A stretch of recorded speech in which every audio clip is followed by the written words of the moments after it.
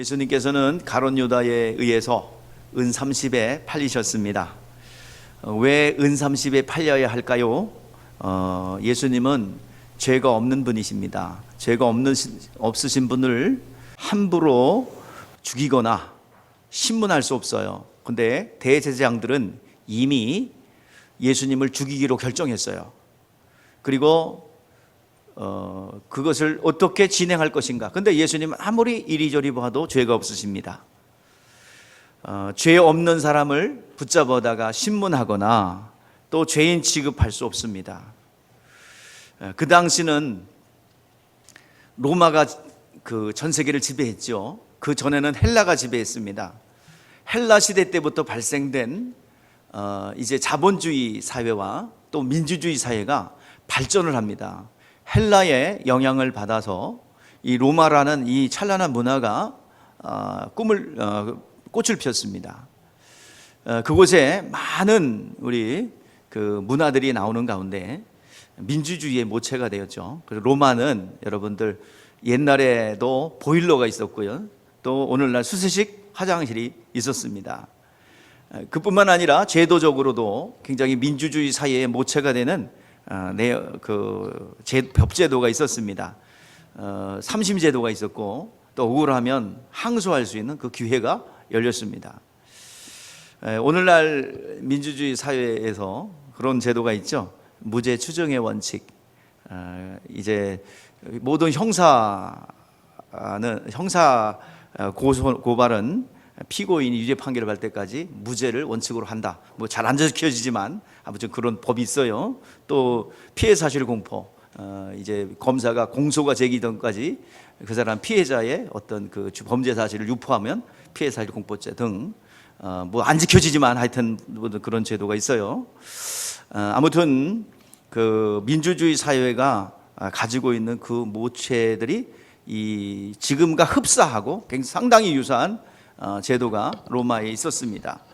그것이 바로 죄가 없는 사람을 마음대로 잡아다가 신문하거나 마음대로 죽이거나 때릴 수 없다는 거죠. 그래서 보호를 받았어요. 그런데 예외가 있습니다.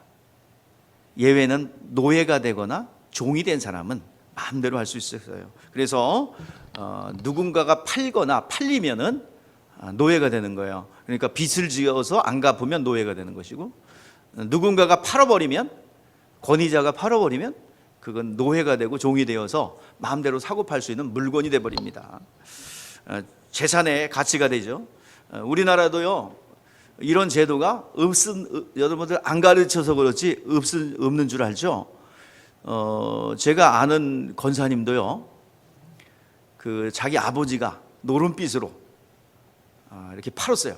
그래가지고 어떤 부잣집에 이 노름빚으로 팔려가가지고 어린 나이 때부터 초등학교 취학 전부터 빨래하고 밥하고 그냥 손이 다 문드러질 정도로 그렇게 된 분이에요.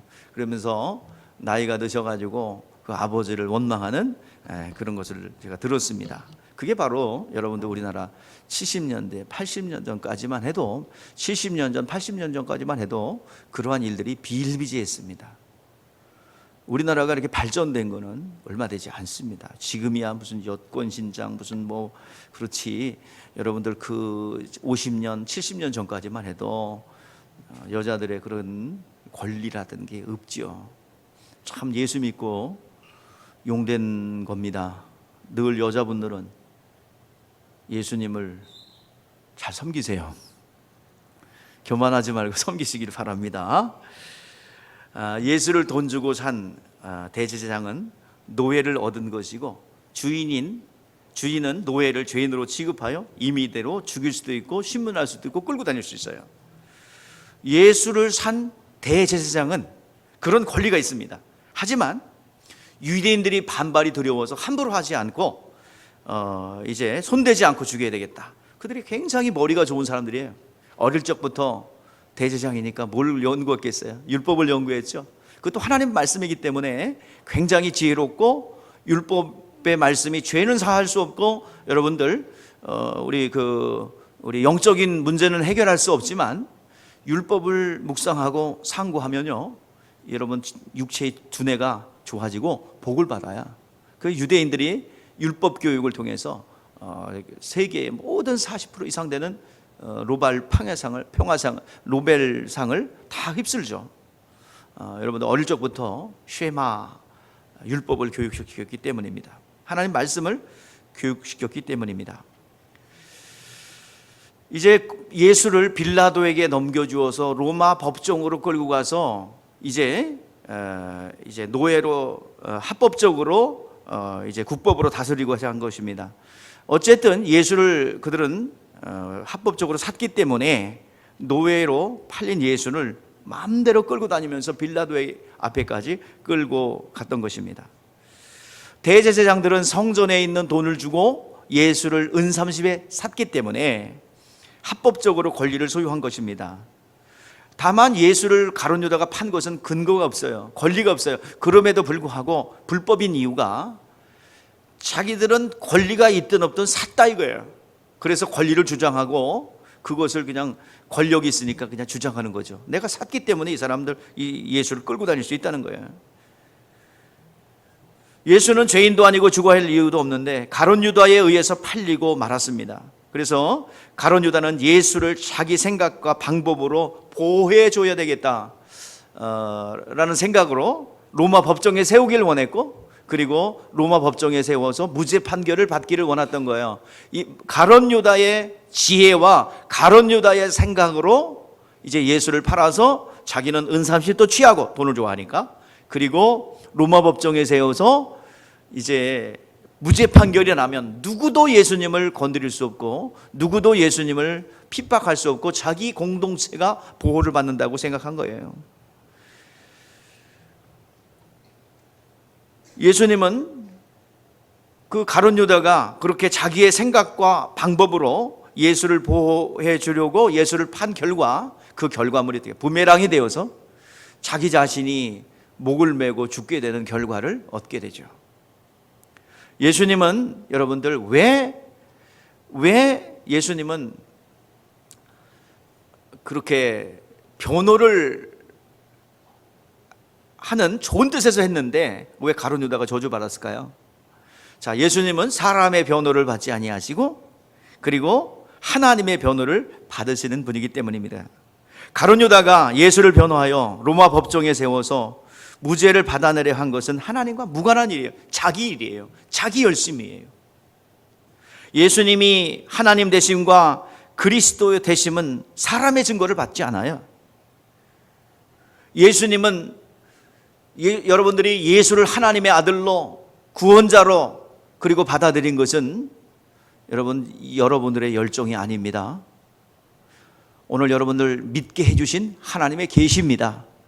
예수가 하나님의 아들 되시면 여러분 성령이 믿게 해주신 거예요.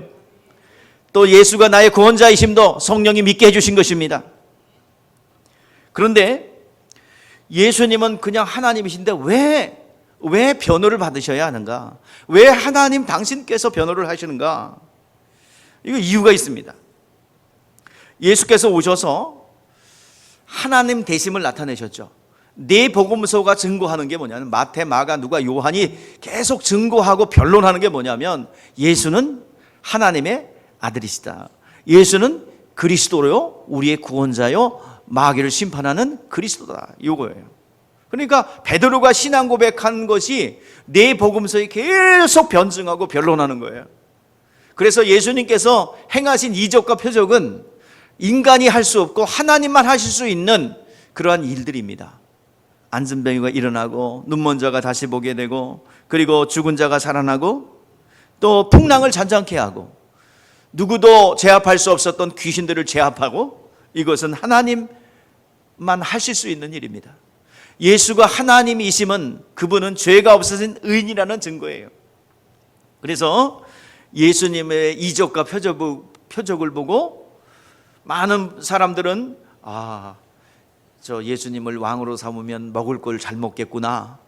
자, 병이 나았으니 자유다. 뛰어갔죠. 그러나 인자 가운데 이적과 표적을 보면서 제자들은 예수가 하나님의 아들이요 하나님 되심을 본 거예요. 그래서 베드로가 그런 고백을 하죠. 주는 그리스도시요 살아계신 하나님의 아들입니다.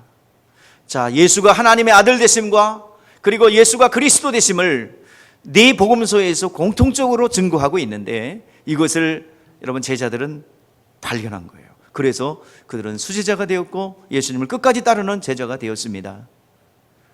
예수님을 사람으로 보고 사람으로 생각하여 사람의 방법으로 예수님을 변론하려 했던 가룟 요나는 결국 파멸하고 말았습니다.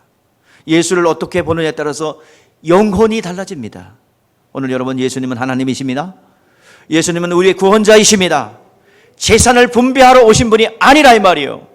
예수님은 여러분들을 부욕해 하고 세상적 성공을 하러 오신 분이 아니라 우리의 영혼을 구원하여 하나님의 자녀가 되고 하나님의 말씀을 듣지 못한 영혼들에게 하나님 말씀을 듣게 하여 그 영혼이 하나님의 뜻대로 살아감으로 그 영원한 삶을 준비하도록 기회를 준 것입니다. 예수가 하나님 되심을 고백한 것은 그가 죄 없으신 거룩한 분이라는 고백입니다. 그런데 왜 예수님이 변론이 필요하냐? 로마 법정에서 뭐라고 선고했어요? 물론 정치적입니다. 밀란이 일어날까 두려우니까 빌라도도 예수가 죄가 없는 줄 알면서도 사형 언도를 내렸어요. 왜? 정치적 자기가 총독으로서 밀란이 일어나면 잘못 다스렸다 해서 로마 황제에게 징계를 받기 때문에 밀란이 안 일어나게 하려고 죄가 없음에도 불구하고 사형 언도를 내렸어요. 그런데 많은 혹자들이 예수가 사형 언도를 받는 것을 보고 우리가 몰랐지만 죄가 있었구만. 역시 사람은 겪어봐야 돼. 야, 저 공명정대한 로마 법정이 사형 언도를 내렸어? 이 로마 법정을 왜 그렇게 신뢰가 있냐면 삼심제도가 있었습니다. 이 특별히 십자가의 형벌이라는 것은 사람을 잔인하게 죽이는 거기 때문에 인류에게 있어서 가장 잔인하게 죽이는 방법입니다. 옷을 일단은 벗겨놓기 때문에 그의 수치는 이루 말할 수 없고요. 그리고 그렇게 십자가에 못을 박아놓으면 금방 죽지 않습니다. 예수님은 때가 되어 72시간 동안 죽었다 그냥 다시 부활하셨지만은 사람이 그렇게 쉽게 죽지 않아요. 그래서 안식일이 되면 쉽게 죽지 않으니까 그냥 뼈를 꺾어서 그냥 죽여버리죠. 명절이 되면, 안식일이 되면 그렇습니다. 쉽게 죽지 않고 죽음의 공포와 고통, 인간이 당하는 고통을 다 당하고 죽는 거예요. 여러분들 우리 그 중국에서의 형벌 중에서 가장 잔인한 형벌이라고 할 수 있는 뭐예요? 살점을 3,000점을 띄는 거예요. 살점을 3,000개를 띄어 3,000점을 띄어. 그러니까 살아있는 채로 살을 도려내는 거예요. 근데 신경을 건드리면 안 돼요. 그러면 죽죠. 그러니까 신경을 안 건드리고 살을 발라내는 형벌이에요. 근데 그거는 고통스럽긴 하지만 뭐는 없어요. 수치는 없죠. 우리나라에도 형벌 중에서 잔인한 형벌 중에서 뭐야? 능지처참이라는 있죠. 소 4마리, 황소 4마리로 잡아다녀가지고 사람들이 보는 앞에서 이렇게 형벌을 가하죠. 어떻게 되겠어요? 4마리가 잡아다니면 뭐 어떻게 되는지 좀 뭐 그냥 밥 드셔야 되니까 점심 식사해야 되니까 얘기 안 할게요. 근데 그 인류가 고안해낸 이 형벌 중에서 가장 잔인한 게 인간의 인격도 모독하고 수치를 주고 그리고 정말 잔인하게 고통스럽게 죽이는 것이 십자가의 형벌입니다. 그래서 너무 잔인하기 때문에 가문의 수치이기 때문에 이 십자가의 형벌만큼은 삼심제도가 있고 3명 이상의 증인을 세우고 그리고 반드시 확인을 하고 또 확인합니다. 이 십자가의 형벌은 반란죄를 저질렀거나 사회에 극악무동한 범죄한 자들을 형벌했는데 헬라 시대 때부터 있었어요. 헬라 시대 때부터 로마 점령 때까지 400년의 역사를 가지고 있는데 그 많은 사람을 십자가 형벌에 다룬 게 아니라 1년에 한두 명. 그러니까 약 400년 동안이니까 뭐 굉장히 많은 숫자가 되겠죠. 근데 단 한 번의 오침도 없는, 오판도 없는 정확한 형벌입니다. 그렇기 때문에 사람들은 예수가 십자가의 형벌을 받은 것에 대하여 오해를 하고 죄가 있었구나. 우리가 모르지만 착하신 분인 줄 알았는데 죄가 있었구나. 그래서 예수님은 변론이 필요한 거예요. 자, 예수님 죄가 없다는 증거가 무엇입니까? 예? 누가 증거하셨어요? 하나님이 증거하셨죠. 예수님 죽은 자 가운데서 뭐 하셨어요? 부활하셨습니다. 로마서 4장 25절 말씀 보니까 예수는 우리가 범죄한 것 때문에 내어짐이 되고 또 우리를 의롭다 하시기 위하여 살아나셨느니라. 예수께서 살아나신 것은 우리를 의롭게 하심입니다. 예수의 부활은 의로움을 증거하고 있는 것입니다. 예수님은 오랜 세월 동안 오해받았기 때문에 무죄를 변론해야 됩니다. 예수님은 지금까지도 오해받고 있어요. 지금까지도 예수님의 부활에 대하여, 예수님의 범죄에 대하여 오해를 해서 오늘날에도 예수님의 부활한 것을 안 믿어요. 그래서 졸도설, 예수님 설 죽은 거다, 졸도설, 오늘날까지도. 예수님은 도적설, 훔쳐갔다, 그래놓고 부활했다고 그랬다 등등 오늘날까지도 학자들에 의해서, 이성만 가지고 성경을 본 학자들에 의해서 계속 도적설과 졸도설은 계속되면서 예수님 설 죽은 거다, 아니면 예수님 훔쳐가 놓고 살아났다고 한 것이다 등등 계속해서 오늘날까지도 오해를 하고 있는 거죠. 오늘 시간 그 오해를 풀어주시는 분은 사람이 아니라 누구라는 거예요? 삼위일체 하나님이시라는 거예요. 보혜사이신 성령님이시고 하나님 아버지가 변론하시고 예수님 자신이 변론하십니다. 우리 세 성경 구절을 읽을게요. 자, 같이 읽어보세요. 띄운 대로 읽으세요. 요한복음 8장 18절 시작. 내가 나를 위하여 증언한 자가 되고 나를 보내신 아버지도 나를 위하여 증언하시느니라. 예수를 증거하시는 분이 누구예요? 하나님 아버지시고 그리고 내 자신이라 라고 말하고 있어요. 또 요한복음 15장 26절 내가 아버지께로부터 너희에게 보낼 보혜사 곧 아버지께로부터 나오시는 진리의 성령이 오실 때 그가 나를 증언하실 것이요. 예수를 증언하시는 분이 누구예요? 성령이죠. 요한복음 5장 33절 34절 너희가 요한에게 사람을 보내매 요한이 진리에 대하여 증언하였느니라. 그러나 나를 사람에게서 증언을 취하지 아니하노라. 다만 이 말을 하는 것은 너희로 구원을 받게 하려 함이니라 그랬어요. 여러분, 예수를 증언하시는 분은 사람이 아니에요. 누구예요? 하나님이시고 하나님 아버지시고 예수 자신이시고 성령 보혜사이신 성령이십니다. 그러므로 누구든지 예수를 증거하려면 성령을 받아야 합니다. 사도행전 1.8절 말씀에 보니까 오직 성령이 너희에게 임하시면 너희가 권능을 받고 예루살렘과 온 유대와 사마리아 땅끝까지 이르러 내 증인이 되리라 그랬어요. 그러니까 뒤집어 말하면 성령을 받지 않고는 예수를 증거할 수 없어요. 성령을 받지 않으면 예수에 관해서는 얘기할 수 있어요. 지식을 얘기할 수 있어요. 그러나 내가 경험하고 본받되고 체험된 예수 그리스도를 전할 수 없다 이 말이에요. 오늘 예수 그리스도의 증거는 성령을 통해서 진행되는 것입니다. 예수님 베드로가 주는 그리스도시요 살아계신 하나님의 아들입니다 고백했을 때 이것을 너는 증거하지 마라, 이것을 말하지 말아라 경계하신 이유가 바로 제자들에게조차도 사람이 증거하는 것이 아니라 예수 그리스도는 누가 증거하세요? 성령이 증거하시고 하나님 아버지가 증거하시고 예수 자신이 증거하는 것입니다.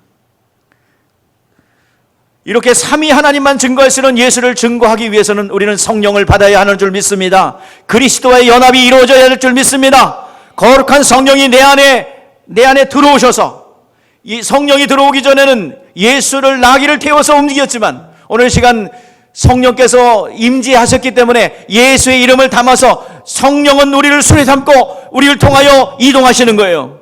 예루살렘으로 들어가실 때 나귀를 타고 가셨지만 오늘 시간 예수 그리스도는 성도의 성령 받은 성도를 수레 삼아 열방을 향하여 가시는 줄 믿습니다. 가야 여러분들 예수를 담아서 여러분 가야 합니다. 그러므로 여러분들 내가 뭘 하겠다, 내가 이렇게 해야 되겠다, 저렇게 해야 되겠다가 아니라 오늘 내 안에 예수 그리스도의 생명과 예수 그리스도의 이름의 능력이 내 안에 있다면 나를 통하여 예수가 전달될 줄 믿습니다. 여러분, 내 안에 있는 생명은 멈추지 않습니다. 달려갑니다. 2000년 세월 동안 멈추지 않고 핍박 속에서도 지금까지 우리께 전달된 예수 그리스도, 이 시간 성령 받은 사도들에 의해서 전달되었고 속사도들에 의해서 전달되었고 오늘 시간 오늘날까지 2000년의 역사 속에서도 예수 그리스도는 증거되었고 우리에게 전달되었습니다. 앞으로도 계속해서 예수님 다시 오실 때까지 성도를 성전 삼고 예수님은 옮겨가실 거예요. 오늘 여러분들 그 거룩한 원리 앞에 순종하셔서 내 안에 예수 그리스도를 더욱더 깊이 있게 그 진리의 말씀을 체험할 수 있기를 주의 이름으로 축복합니다. 가룟 유다는 인간의 방법으로 로마 법정에 세워서 예수를 변론하려 했다는 것이 실책입니다. 오늘 여러분들, 우리는 성령을 받아야 합니다. 성령이 임하시면 권능이 임하고 그때 비로소 증인될 수 있어요. 여러분들 꼭 성령의 충만함을 받기를 바랍니다. 그가 로마 법정을 공정한 판결을 내려줄 거라고 신뢰를 했어요. 성령을 의지해야 되고 복음의 능력을 의지해야 되는데 그는 무엇을 의지했어요? 로마 법정을 의지했고 자기의 두뇌를 의존했고 자기의 생각을 의지하여 무죄 판결을 받아내야 되겠다 했지만 웬걸요, 십자가의 형벌이라는 판결이 내려지자 그는 달려들어갑니다.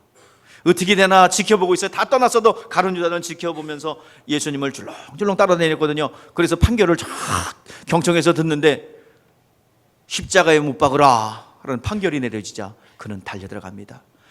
아니요, 이거 잘못됐어. 내가 부지한 죄를 판 것이요, 잘못됐어, 무죄 선언했지만 나는 너와 상관이 없어. 이 돈토로 받으시오. 안 받아줘요. 이미 판결은 내려졌어요. 그는 자신의 도덕적인 판결을 의지하고 자신의 도덕적 윤리적인 그런 자신의 양심을 의지했기 때문에 양심의 가책을 받아 그는 은 30을 성전에 던져두고 목매달아 죽게 된 것입니다. 예수를 인간적 수단을 도구해서 해석하고 변호하는 것은 가룟 유다와 다를 바가 없습니다. 특별히 여러분 신학에서는 해방신학이라는 것, 그리고 예수님을 박해주의라로 보는 것, 인간적으로만 보는 것, 가룟 유다와 다를 게 없습니다. 많은 사람들이 예수님을 박해주의자로 보는 사람은 사회 봉사할 것이고 또 예수님을 사회 운동가로 보는 민중신학, 해방신학을 영향을 받은 사람들은 노동운동을 펼칠 것이며 또 그들의 부당한 임금을 받아주려 하는 그런 사회운동을 할 겁니다. 오늘 여러분, 예수님은 결코 세상을 변화시키려 오지 않으셨습니다. 세상 가운데 우리를 구원하러 오셨습니다. 예수님은 단 한 번도 그 당시의 사회 제도에 대해서 항거하거나 도전하거나 역성혁명을 일으키려는 일들을 하지 않았습니다. 그 바리새인도 구원받아야 되고 빌라도도 구원받아야 되고 이 세상은 소망이 없어요. 오늘 여러분, 그 구원받은 사람들을 모아놓은 곳이 어디예요? 교회 공동체입니다. 에클레시아입니다. 예수님이 세우신 새로운 개념의 모임입니다. 여러분, 세상의 원리가 적용돼서는 안 됩니다. 교회는 정말 그리스도의 진리의 말씀이 운행되어야 되고 세상의 어떤 방법이 이곳에서 만연돼서는 안 되겠습니다. 그러므로 여러분들, 우리가 신앙생활하는 데 있어서 가장 중요한 것은 성령을 받는 것입니다. 우리 부활하신 예수님께서 그 성령 받는 것이 너무 중요하기에 모든 일들은 성령으로 일을 해야 됩니다. 내 생각, 내 의지, 이거를 뭐라고 그래요? 이걸 죽이는 것은 자기를 부인하고 또 나에게 맡겨진 그 일을 감당하고 직분을 감당하는 것은 자기 십자가를 지고 해요. 자기를 부인하고 자기 십자가를 지고 나를 따르라, 주님께서 말씀하셨습니다. 예수님 부활하신 다음에 성령 받으라 라고 말씀하셨어요. 내가 아버지께 약속하신 것을 보내리니 너희는 위로부터 능력을 입혀야 될 때까지 이 성에 머물라 하셨어요. 예루살렘을 떠나지 말고 아버지께서 약속하신 것을 기다리라 그랬습니다. 그래서 여러분, 복음전도에 있어서 초대교회가 들어야 되고 성취해야 될 말씀은 성령을 받으라, 예루살렘을 떠나지 말라. 몇 명이 이 성령 받아요? 120명이에요 500여 형제 이상이 들었고 약 700여 명 정도가 들었는데 정작 남은 사람은 몇 명이요? 120명이에요 에베소 5장의 말씀에 보니까 교회는 성도들이 해야 될 일은 뭐입니까? 우리 한번 읽어보세요. 시작. 그런즉 너희가 어떻게 행할지 자세히 주의하여 지혜 없는 자같이 하지 말고 오직 지혜 있는 자같이 하여 세월을 아끼라. 때가 악하니라. 그러므로 어리석은 자가 되지 말고 오직 주의 뜻에 무엇인가 이해하라. 술 취하지 말라. 이는 방탕한 것이니 오직 성령의 충만함을 입으라. 할렐루야. 에베소서는 여러분 교회론입니다. 교회가 해야 될 일은 성령에 충만하여 영적 전신갑주를 입고 여러분들 영적 전투에서 복음과 기도를 통하여 영적 전쟁을 수행하는 것이 교회의 일인 줄 믿습니다. 여러분 성령의 충만함으로 나아가야 합니다. 내 지혜와 내 방법과 내 생각으로 하나님의 일을 한다면 여러분들 우리는 가룟 유다처럼 되고 말 거예요. 오늘 경고하고 있는 거예요. 오늘 소아시아 7교회를 향하여 예수님께서 말씀합니다. 오늘날 소아시아 7교회는 7 형태의 교회가 오늘날 있을 것인데 오늘 우주적 교회 하나인 교회가 이 로컬 처치인 지역 교회가 7가지 유형이 있을 것인데 근데 공통적으로 말씀하시는 것은 귀 있는 자는 성령이 교회에 하는 말씀을 들을지어다. 7교회다 한결같이 말씀합니다. 그 교회는 책망 받는 교회도 있었고 여러 교회도 있었지만은 여러분 귀 있는 자는 교회들에게 성령이 교회들에 하는 말씀을 들을지어다. 여러분 우리가 들어야 될 줄 믿습니다. 우리 따라해 보시죠. 귀 있는 자는 성령이 교회들에게 하시는 말씀을 들을지어다. 할렐루야. 오늘 시간 하나님의 사람들은 바로 성령이 충만한 사람, 믿음이 충만한 사람, 그리고 사람들에게 칭송받는 사람들은 하나님의 일꾼으로 들어세우셔서 사도들의 일을 분담시켰어요.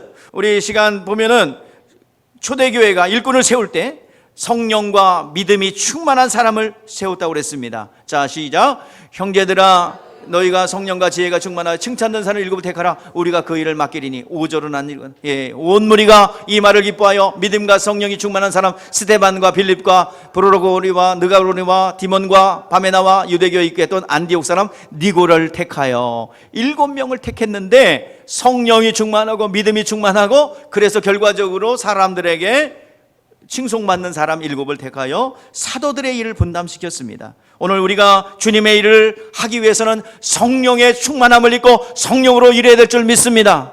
성막에 들어가면 여러분들 제일 먼저 성소에 들어가면 하나님과 사귐에 있어서 금 등대를 켰던 것처럼 성령의 능력으로 기름 부어야 여러분 주님의 일을 할 수 있습니다. 자, 우리의 영혼은 뭐래요? 사람의 영혼은 여호와의 등불이다. 사람의 깊은 속을 살피느니라. 우리의 영혼이 하나님을 나타내는 등불이라 이 말이에요. 그러므로 여러분들 내 안에 성령이 임하시고 예수의 이름과 공로가 내 안에 들어온다면 내 영혼을 통하여 여러 사람들에게 비추어지게 될 줄 믿습니다. 여러분 성령으로 여러분들 우리는 예수를 믿게 되었습니다. 우리는 성령으로 예수를 믿었기 때문에 성령으로 여러분들 봉사해야 될 줄 믿습니다. 여러분 주보에는 틀렸어요. 빌립보서 3장 3장으로 고치세요. 고린도후서 3장 3절로 돼 있어요. 여러분들 빌립보서 3장 3절 말씀처럼 성령으로 봉사해야 됩니다. 유다서 20절 말씀처럼 성령으로 기도해야 될 줄 믿습니다. 사랑하는 자들아 너희는 너희의 지극히 거룩한 믿음 위에 자신을 세우며 성령으로 기도하며 그랬습니다. 또 성령으로 여러분 전도해야 됩니다. 성령으로 예배해야 합니다. 성령의 능력이 아니고서는 여러분들 실수할 수밖에 없고 넘어질 수밖에 없습니다. 오늘 성령에 충만한 여러분 되시기를 주의 이름으로 축복합니다. 성령 충만하지 않으면 나오는 것이 자기 생각이요, 자기의 의지요, 자기의 취향이에요. 그러면 멸망하는 거예요. 여러분 가룟 유다와 여러분들 제자들의 차이점은 그렇게 멀지 않습니다. 내 방법으로 했느냐, 하나님의 말씀을 근거로 하고 있느냐. 우리의 모든 움직이는 원동력이 하나님의 말씀이 되어야 되고 성령이 되어야 될 줄 믿습니다. 여러분 성령의 충만함을 던지면 여러분 되시기를 주의 이름으로 축복합니다. 오늘 본문에 보면 예수는 제자들과 마지막 만찬을 하기 위해서 한자리에 모였습니다. 12제자가 다 모였을 때 주님께서 말씀합니다. 내가 진실로 너희에게 이르노니 너희 중에 한 사람 곧 나와 함께 먹는 자가 나를 팔리라. 성경에 보면 이 사건은 이미 예언된 것입니다. 요한복음 13장 18절에 보면은 시편 41절 9절을 인용하여 말씀합니다. 내가 너의 모두를 가르쳐 말하는 것이 아니니라. 나는 택한 자를 누구인지 알미라. 내가 우리 다시 보세요. 그러나 내 떡을 먹는 자가 내게 발꿈치를 들었다 한 성경을 응하게 하려 함이니라 그랬어요. 이 시편 41편 9절을 인용해서 말하고 있는 거예요. 예언된 것입니다. 자, 하나님에게서는 하나님의 뜻대로 가룟 유다가 팔고 가룟 유다에 의해서 팔려서 예수님 죽는 것은 성경을 응하게 한 사건입니다. 그런데 가룟 유다는 제자로서 하지 못할 일을 하고 만 거예요. 하늘에서는 하나님의 뜻대로 되어진 것이지만 이 일을 응하게 한 가룟 유다는 제자로서 못할 짓을 하고 만 겁니다. 예수님과 동고동락했고 한 자리에 앉아서 그릇에 손 놓고 떡을 먹던 자였습니다. 그런 그가 예수를 판 거예요. 여러분, 주님의 교회를 손상을 주고 주님의 일을 그르치는 일은 밖에 있는 사람들이 아닙니다. 내부에 훈련되지 않고 성화되지 않은 성도들에 의해서 교회는 막대한 피해를 보고 그리고 손상을 받습니다. 여러분, 이 본문을 통해서 우리는 경각심을 가지고 정말 하나님 앞에 우리는 다시 한번 다짐해야 될 줄 믿습니다. 21절 보니까 인자는 거기에 기록된 대로 가거니와 라고 그랬어요. 예언 따라 오셨다가 예언대로 가시는 분이에요. 모든 성경은 죽고 부활하는 그 계명대로 진행되는데 그 역할을, 부정적인 역할을 누가 할 것이냐 하는 겁니다. 가룟 유다, 정말 같이 동고동락했던 그 가룟 유다가 그 역할을 감당하는 것에 대해서 너무 가슴 아파하지요. 성경은 여러분들 하나님의 일하는 방식은요, 하나님은 말씀하시고 예언하시고 그 예언대로 일하세요. 성경에서 여러분들 뭐가 예언됐으면 뭐가 성취되었는가를 보면서 우리의 믿음이 성장되어야 될 줄 믿습니다. 재미있는 이야기 소설책을 보는 것이 아니라 하나님은 말씀하시고 그 말씀하신 대로 일하세요. 예언하시고 예언대로 성취하시는 분이세요. 20절 말씀처럼 나와 함께 그릇을 손 놓는 자가 나를 팔리라 한 예언은, 예언이 없이는 아무 일도 예수님은 행하지 않는다는 얘기예요. 이미 시편 41편 9절에서 손 놓는 자가 나를 팔 것이다 라고 예언되었고 그 예언대로 진행되고 있어요. 무서운 거예요. 여러분들, 아모스 선지자가 그런 고백을 하죠. 자, 한번 읽어봐요. 시작. 주 여호와께서 자기 비밀을 그 종 선지자들에게 보이지 아니하고서는 결코 행하심이 없느니라. 하나님은 일하기 전에 뭐 하세요? 자기의 종들에게, 선지자들에게, 당신의 사람들에게, 친밀한 그 사람들에게 비밀을 공개하십니다. 느닷없이 갑자기 일을 터뜨리는 일이 없으세요. 기습하거나 그런 일이 없으세요. 심판하더라도 심판의 메시지가 계속 돌이키도록 경고의 메시지를 주시는 거예요. 오늘 여러분들 교회 안에서 교회는 무한대의 축복이 약속되어 있어요. 모든 저주를 물리칠 수 있는 능력이 교회 안에 있습니다. 만물을 충만케 하시는 충만이 교회에 있습니다. 여러분, 무엇인가 부족함이 있다고 한다면 교회를 통하여 모든 부족함들을 채우시기를 주의 이름으로 축복합니다. 교회는 만물을 충만케 하는 충만이 가득한 곳이에요. 없다고 그러지 마시고 믿음을 키워서 하늘의 자원들을 끌어내릴 수 있는 여러분 되시기를 주의 이름으로 축복합니다.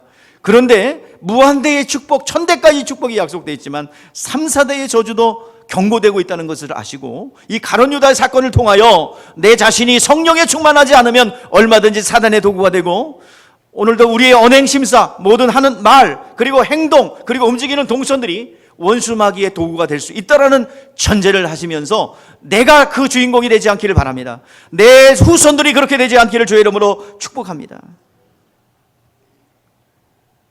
하나님은 당신의 비밀을 친밀한 하나님의 종들에게 공개하십니다. 그리고 그 일을 진행하세요. 그리고 그 말한 대로 그 이루어진 것을 보면서 그 성경의 주인공이 예수님이구나, 요걸 깨닫게 하는 데 있다 이 말이에요. 자, 요한복음 13장 19절 보세요. 시작. 지금부터 이 일이 일어나기 전에 미리 너희에게 일러둠은 일이 일어날 때에 그가 그인 줄 너희가 믿게 하려 함이라. 그러니까 한마디로 뭐야? 그 쉬운 말로 가가 무슨 소리인지 아세요? 그분이가 이거를 알게 하는 데 있다 이 말이에요. 이건 참 못 알아듣는 것도 같고, 여러분들 그분이 그분이구나, 이루어지는 걸 보면서, 예언을 보고 예언이 이루어진 걸 보면서 그분이 그분이구나, 그분이 하나님의 아들이시고 그분이 예언됐던 그분이시구나, 이것을 깨닫게 하는 데 있고 믿게 하는 데 있다. 예수도 성경을 응하셨고 가룟 유다도 성경을 응하셨지만 가룟 유다는 차라리 태어나지 않는 것이 더 나을 뻔하였도다 했어요. 언제 어느 시나 하나님이 일이 진행되는 곳에는 여러분들 항상 가룟 유다의 역할이 빠지지 않고 감초처럼 들어간다는 것을 아셔야 됩니다. 그 주인공이 내가 되지 않기 위해서 내 자신을 훈련해야 합니다.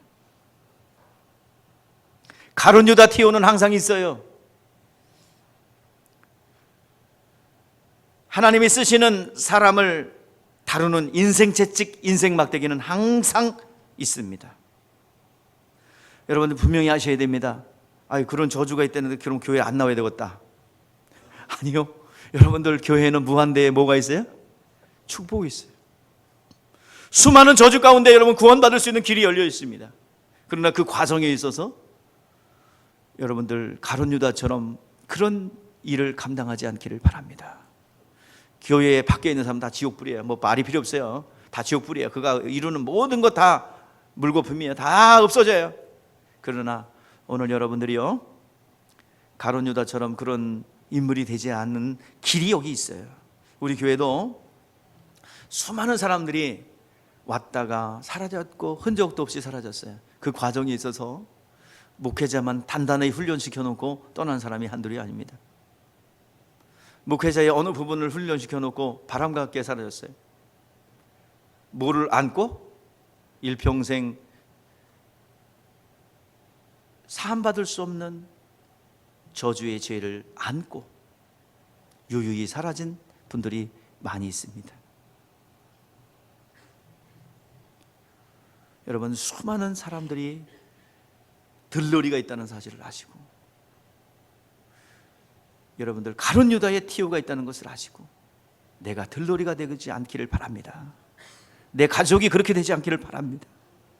오늘 이 자리에 말씀을 듣고 있는 사람들 결단하시길 주의 이름으로 축복합니다. 자칫 잘못하면 가룟 유다와 베드로의 차이는 별로 없어요. 그게 그거 같아요. 그러나 성령으로 했느냐 아니면 내 식대로 사느냐, 이것이 문제예요. 아직도 산재물이 여러분들 재물이 안수를 했잖아요. 안수. 여러분, 안수엔 직임 손 들어봐. 안수엔 직임. 아직 안수 만드는 사람들 들지 말고, 안수 받아서 직임을 세우신 분 손 들어봐요. 안수에서. 안수 집산 이상은 다 안수한 분이에요. 빨리 손 들어요. 빨리 번쩍. 다 따로 선언합시다. 나는 죽은 자다.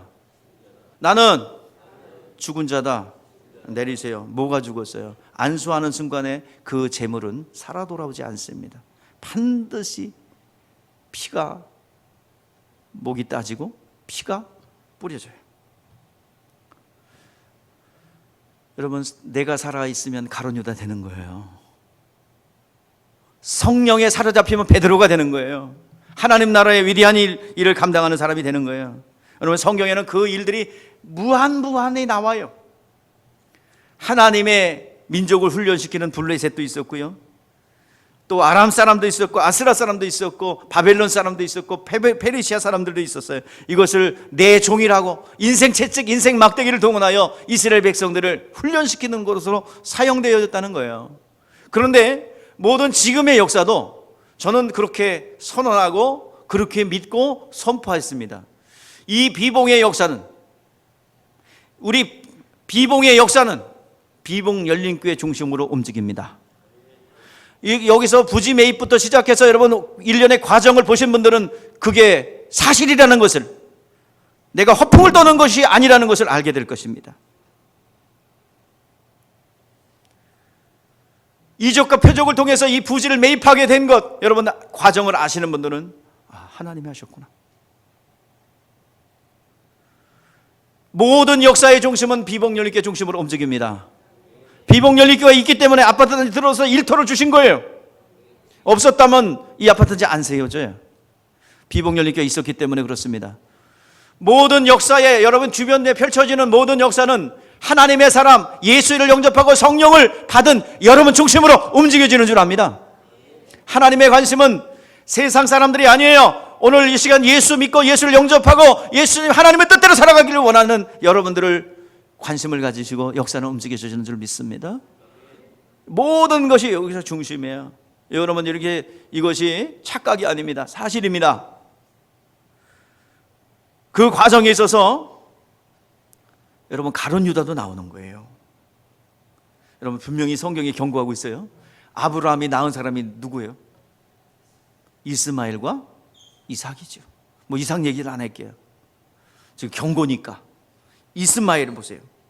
이스마엘이 이슬람의 원조가 됐죠. 수많은 이스라엘 역사 속에서 이슬람의 그 이스마엘 사람들과 반목과 그 전쟁 속에서 오늘까지 왔어요. 오늘날은 여러분 이제 싸움은 딱 둘로 압축됩니다. 마지막 싸움은 이슬람 대 기독교의 싸움입니다. 이슬람의 오일머니와 하나님의, 우리는 물질 갖고 싸우는 게 아니라 우리는 하나님의 능력 갖고 싸우는 거예요. 오일머니와 이제 그 기독교의 성령의 능력과 권능대의 싸움입니다. 누가 이길까요? 누가 이길까요? 예? 하나님의 권능이 이겨요. 근데 왜 무서워해? 테러 당할까 봐 무서워하고 가서 무슨 죽일까 봐 극단주의자들에 의해서 그럴까 두렵고 그렇습니까? 복음의 능력을 나타내 보세요. 이쪽에 있던 사람들이 다 이쪽으로 와요. 이슬람이 우리나라를 전략적으로 선교지로 삼았다고요? 제가 그거 놓고 기도했어요. 기도했더니 네 자신을 지켜. 그러면 오일머니 갖고 들어와서 그거 다 놓고 예수 믿게 될 테니까. 아멘. 오라고 그래요. 오라고 그래. 근데 문제는 뭐야? 기독교가 기독교의 역할을 못하면 오일머니에 먹혀요. 얼마나 조직적이고 그리고 전략적으로 다가오는지 몰라요. 오늘 여러분 두려워하지 말고 성령의 능력과 권능을 나타내서 암병이 낫고 바이러스도 고쳐내고 오늘 코로나 바이러스도 예수의 이름으로 소멸시키며 그러면 예수 믿는 숫자가 더 많아질 거 아닙니까? 홍해바다가 갈라지는 놀라운 역사가 우리 앞에 있습니다. 오히려 이번 기회인 줄 믿습니다. 두려워할 것이 아니라 우리는 더 하나님 앞에 가까이 나가야 될 줄 믿습니다. 오늘 하나님의 능력을 나타낸다고 한다면, 영의 사람이 된다고 한다면 오일머니 아니야 할아버지가 와도 우리는 이기게 될 줄 믿습니다. 우리 근신하여 정신 차리시기를 주의 이름으로 축복합니다. 성령의 충만함을 덧입어야 돼요. 이제 이슬람의 물질과 하나님이 주신 신령한 영적 유혹과의 전쟁 반드시 우리가 이기게 될 줄 믿습니다. 자, 이삭은 또 누굴 낳았어요? 야곱과 에서를 낳았죠. 근데 뭐 야곱은 좀 나중에 볼게요. 누가 나와요? 에서예요. 에서에게서 누가 나왔냐면 아말렉의 후손이 나왔어요. 여기 한번 성경적으로 보세요. 시간. 에서의 아들 엘리바스의 첩 딥나는 아말렉을 엘리바스에게 낳았으니 이는 에서의 아내 야다의 자손이며. 자, 아말렉의 조상이 누구예요? 에서예요. 아말렉이 어떤 짓을 했어요? 이 출애굽기 17장에 가니까 이스라엘 백성들이 광야를 가는데 자, 싸우려고 그러지 않았죠? 근데 못 간다는 거예요. 그래가지고 아말렉과의 전쟁이 벌어졌어요. 16절에 뭐라고 그래요? 자, 16절 시작. 이르되 여호와께서 맹세하기를 여호와의 아말렉과 더불어 대대로 싸우리라 하셨다 하더라. 이스라엘이 가는 그 길을 가로막았어요. 그래서 이 방해한 것을 징계하기 위해서 하나님께서 누굴 세워요? 이제 사울에게 명령을, 아말렉을 진멸하라. 아말렉을 진멸하라고 그랬어요. 완전히 우양과 소, 염소, 모든 어린아이, 그러면 젖 먹는 아이까지 다 죽여라, 진멸하라. 아주 잔인하죠. 그리고 거기에 있는 모든 물건 다 초토화시켜 없애라 그랬어요.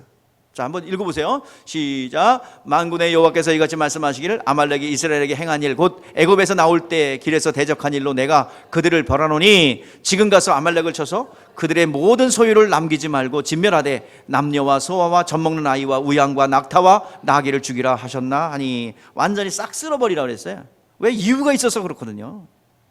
그냥 씨도 살려놓지 말고 다 죽여라 하는 거예요. 죄의 근원이 되는 내 자아와 원수 마귀를 진멸하라는 거예요. 근데 인간적 생각이 들어왔어요. 자, 이거는 좀 남겨놔야 되겠다. 자, 한번 보세요. 시작. 사울과 백성이 아각과 그의 양과 소의 가장 좋은 것 또는 기름진 것과 모든 양과 모든 좋은 것을 남기고 진멸하기를 즐겨하지 아니하고 가치 없고 하찮은 것만 진멸하였니라. 불순종했죠. 자기 생각이 들어온 거예요. 그런데 이제 하나님의 앞에 사울 왕이 징계받고 버림받는 것으로 끝난 것이 아니라 대대손손 그들을 발목을 잡고 하나님의 일을 방해받아요. 가장 큰 건은요, 자, 이 에돔족이, 에서의 후손이 에돔족인데 에돔족이 뭘 했냐면 바벨론 느부갓네살이 유다를 침공해 올 때 길잡이 역할을 해줘요. 일로 가야 됩니다, 저리로 가야 됩니다. 그 역할을 했죠. 아모스가 경고하죠. 길잡이 역할을 한 거예요. 또 그뿐만 아니죠. 남유다가 멸망해서 바벨론의 포로로 갔다가 페르시아로 이제 복속이 돼서 페르시아에 이제 살게 됩니다. 그때 에스더서에 기록됐듯이 유대인들이 이제 페르시아 전역에 퍼져 살아요. 근데 저 성문의 문지기로 활동했던 사람 있죠? 모르드게예요. 근데 오며 가며 뻣뻣하게 인사를 안 하는 사람이 하나 있어요. 하만이 제2인자인데 인사를 안 해. 그래가지고 저 사람 누구냐 했더니 유대인인데 하나님을 섬기는 사람이기 때문에 절하지 않는다고. 그래? 내가 저걸 죽이고 끝내야 되겠다. 근데 저거 죽이는 것은 내가 속이 안 차. 저 민족을 진멸해야 되겠다. 하만이 누구냐면 아각의 후손이에요. 사울 때 빠져나갔던 씨예요. 그 아각이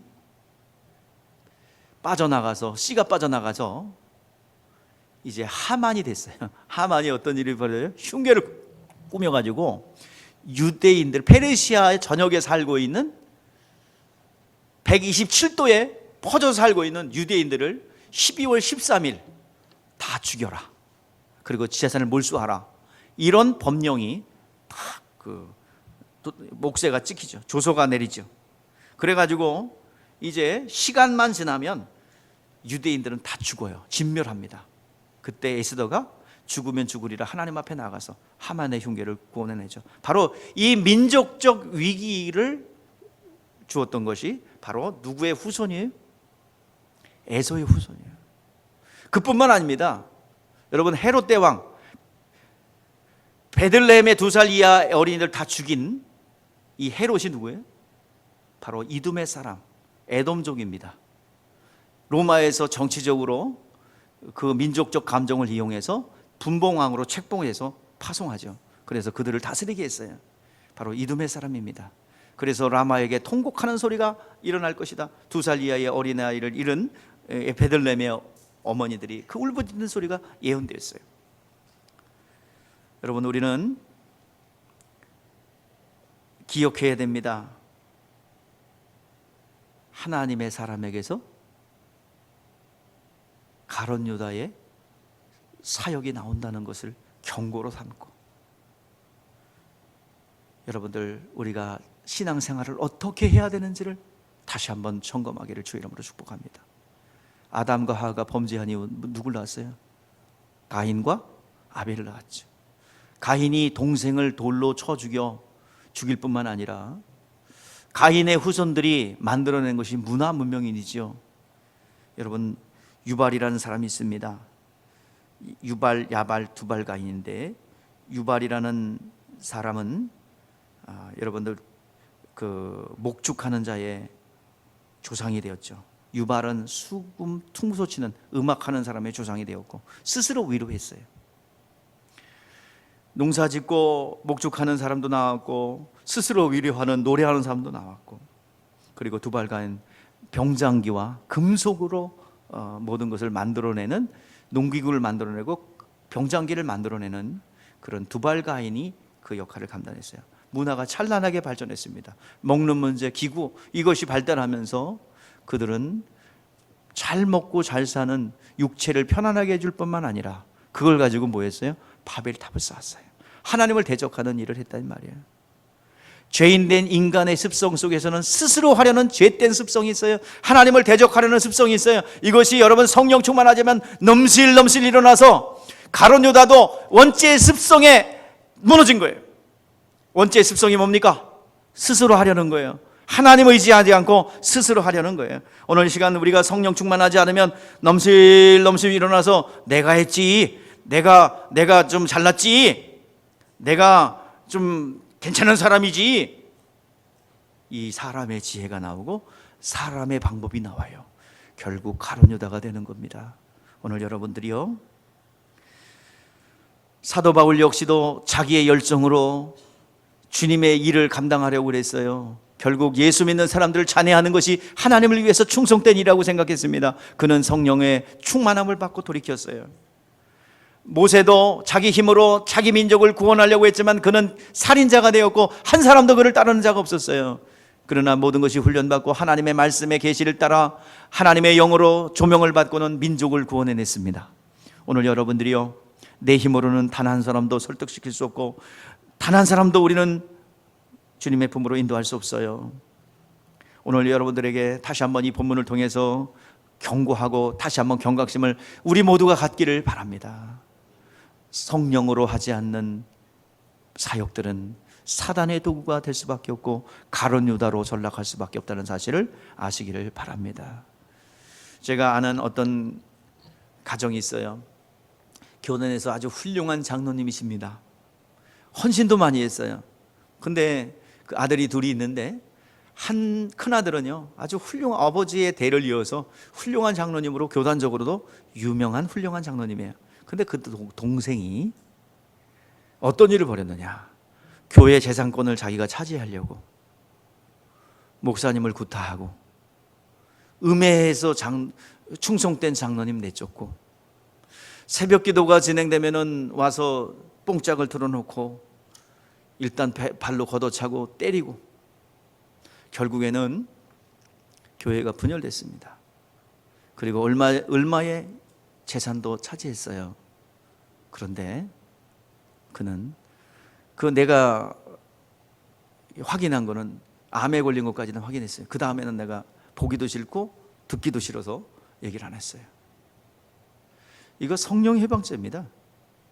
여러분, 모든 죄 중에서 모든 죄는 사함받고 육체적 재앙은 없어요. 근데 딱 예외가 있습니다. 뭐예요? 성령 해방죄예요. 한번 읽어보세요. 시작. 그러므로 내가 너에게 이르노니 사람에 대한 모든 죄와 모든 사심을 어때? 성령을 모독하는 것은 사람을 못하고 누구든지 말로 인자를 거역하면 사심을 어때? 누구든지 성령을 거역하면 이 세상과 오는 세상의 사심을 어때? 이 세상에서도 오는 세상에서도 사함받지 못한다고 그랬어요. 뭐가요? 성령을 모독하고 성령을 회방하는 죄. 차라리 나지 않았으면 좋을 뻔하였도다. 주님의 탄식 소리가 있는 거예요. 바로 아까 가정 얘기했는데 훌륭한 장로님 밑에서 그런 후손이 나왔다는 거예요. 어떤 이는 목회자 자녀입니다. 근데 아마 지금 같았으면 마약을 했을 거예요. 근데 그 당시에는 유행이 본드 흡입이야.